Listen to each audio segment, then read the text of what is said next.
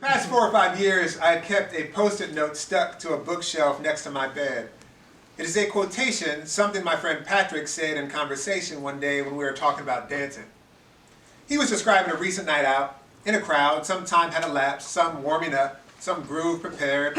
I think a particular song came on and then, boom, something happened, which he described like this: we went free. The actual second he said it, I smiled and shook my head no, and then shook my head yes, like this motherfucker. And scribbled the phrase on my hand and then in my notebook, which I shortly thereafter transcribed to the post-it note that I've had stuck here all these years. And though I wasn't there, I have been there enough times to know exactly what he meant when he says, we went free. Which can happen any number of ways, seems to me. For instance, right now I can more or less guarantee you that if there were 15 or 20 people of my generation, and perhaps a few other subject position-y things, if New Editions, If It Isn't Love, or Troops, Spread My Wings, or A Tribe Called Quest Scenario, or any of another 500 or so songs, 1,000 of them incidentally by Prince, came over some cosmic speakers, we would, regardless of the setting, I'm telling you, whether it was in yoga class or at a snoozy literary conference, at a stoplight or a funeral, boom, jump up and start dancing. Good chance someone, this is one of Pat's call-ins, or several someones, when the song announced itself, as those songs do, would yell some diphthongy vowel to gather us up, like, oh! And as those cinched together by an invisible force, we would, all together now, go free. Not only, but often its music pulls us out of our chairs like that, makes us push back from the table and say, damn, like that, or makes us circle up like that, or make a line like that, or become a pit like that. I have often gone free in a fishbone pit like that. Perhaps because music's primary characteristic, like our voices, possibly like our bodies, is that it disappears. Footnote: there is really nothing more interesting about us than that we die. I think I really think that. And footnote is that it disappears, which is not music's or our body's only characteristic, but a significant one. Maybe the significant one. Maybe the first one, though birth is the first thing that happens. It's back to the play Waiting for Godot again, born astride a grave. Here 1 second, gone the next. That's rhythm, by the way. The breaks in the silence, the breaks in the rest, the break from the grave. And no wonder it draws us up together to shake our asses or whatever on us shakes, remade kin by the break, remade kin by what blooms us from the grave. It ain't nothing that dances is sometimes called getting down. Footnote. Nor is it nothing that any variety of sex is called going or getting down.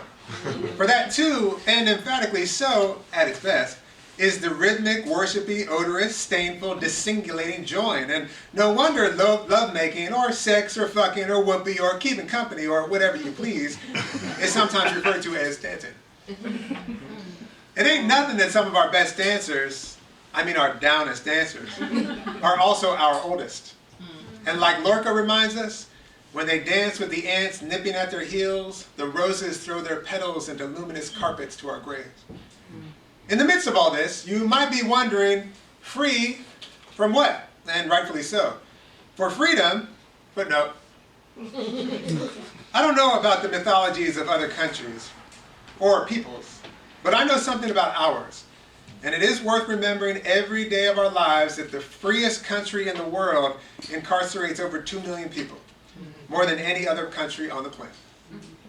For freedom, and footnote, for freedom, as it is conceived, almost always, as far as I know, involves a disentangling or unburdening, free to be me, etc. National myths, Independence Days for instance, often involve freeing oneself from the oppressive this or that.